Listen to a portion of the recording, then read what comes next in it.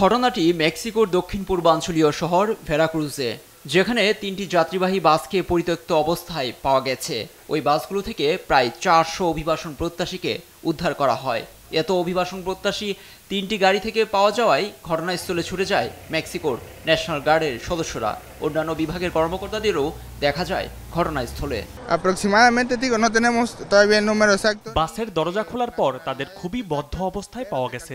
কতজনকে পাওয়া গেছে এখনো সঠিকভাবে বের করা সম্ভব হয়নি। তারা কোন দেশের নাগরিক তা নিরূপণের চেষ্টা চলছে। এখানে নানা দেশের মানুষ রয়েছেন।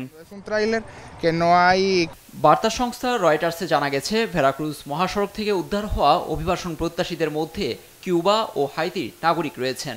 এদের মধ্যে অন্তঃসত্ত্বা নারীও আছেন। ভুক্তভোগীদের কেউ কেউ জানান নিজ দেশে আর ফিরতে চান না।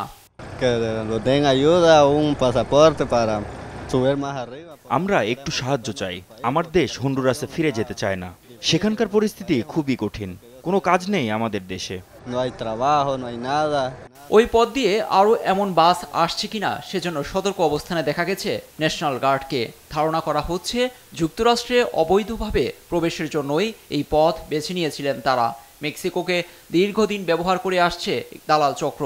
প্রতি বছর অবৈধভাবে যুক্তরাষ্ট্রে প্রবেশ করতে গিয়ে প্রাণ হারাচ্ছেন বহু মানুষ। লুৎফর কবির, নিউজ ডেস্ক, দেশ টিভি।